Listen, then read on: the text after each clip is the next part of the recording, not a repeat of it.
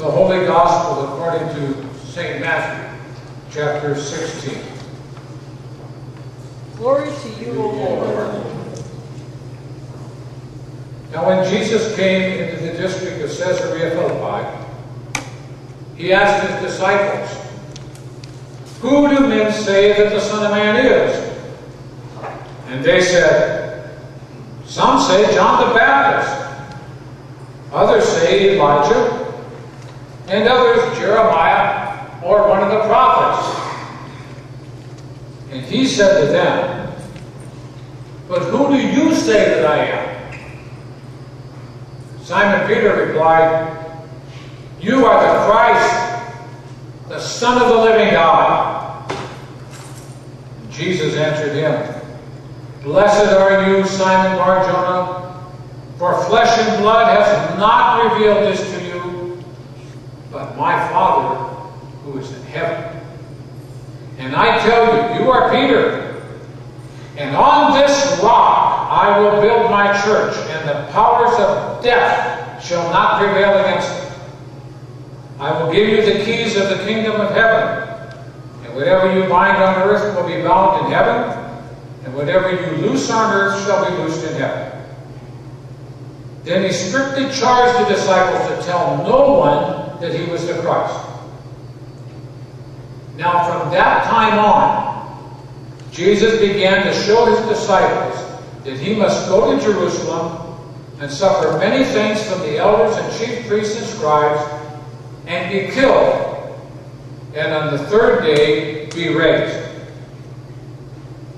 Now Peter took him and began to rebuke Christ, saying, "God forbid, Lord, this shall never happen to you."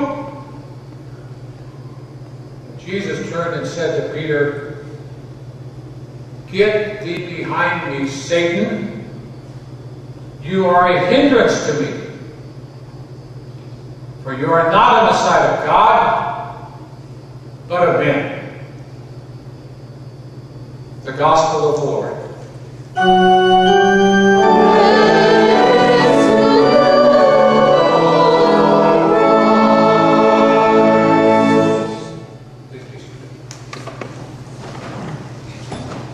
The great turning point in the Gospels of Matthew, Mark, and Luke, the Synoptics, is this moment at Caesarea Philippi.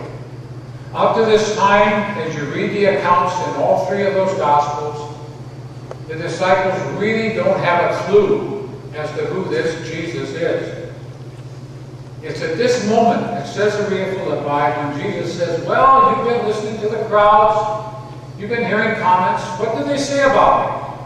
And then they recount, "Well, some think that you're John the Baptist come back from the dead."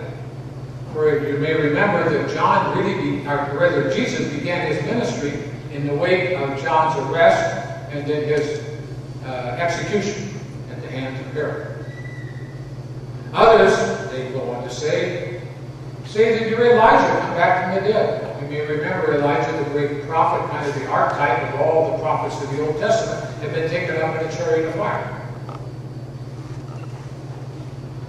And then they go on to say, and others say that you're Jeremiah, the great prophet who's come back. And then Jesus zeroes in on them and says, "And who do you in the plural in the Greek, who do you say that I am?" Simon Peter, speaking up on behalf of all the disciples, says, "You are the Christ. You are the Messiah. You're the promised one. We've got it now. We've got it figured out." And Jesus says, "Oh, blessed are you, Simon Bar-Jonah. Flesh and blood has not revealed this to you. You know this only because the Father has revealed it to you." And Peter, upon this rock, namely Christ himself, I will build my church. And the gates of hell shall not prevail against it. What a wonderful moment that must have been for Peter. And I suspect that he just got filled with all kinds of giggling. And I doubt very much that at that moment he even understood what Jesus said or even heard what he said about, this is revealed to you by my Father. Peter just absorbed it into himself. I mean, after all. That's what we all do. Feed the old ego.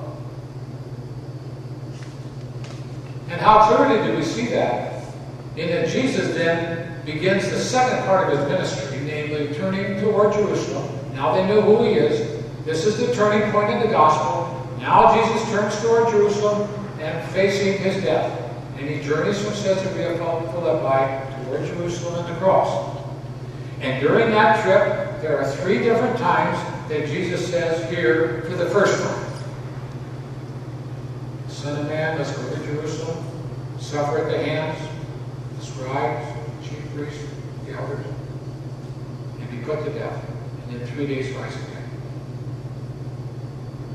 Peter didn't have a clue what Jesus was talking about, nor did the disciples. And in fact, in all 3 instances where Jesus says this, as he journeys toward Jerusalem, they just don't get it. And of course, it's obvious that they don't get it because when he dies on the cross, they all flee, hide. Peter denies him 3 times, even though hours before that he said, "Oh no, I'll go to the death for you." And of course, the minute there was any hint that Peter might be in jeopardy, he says, "I don't know the man. I don't know him." Boy, does that sound typical, huh? Now, well, I know that story myself. 3 times over, Jesus makes this comment. And in the wake of the first time, Peter doesn't get it like they don't in the second or third. And Peter immediately turns on Jesus. Here, Peter is full of this knowledge about the Messiah and all of that. And then suddenly, he's going to go and be put to death at the hands of his enemies? This is incomprehensible. Peter just goes bananas. And he goes at Jesus. And Jesus immediately turns around and says to Peter, "Get thee behind me, Satan. You are not on the side of God, but on the side of men." Now, what in the world is taking place?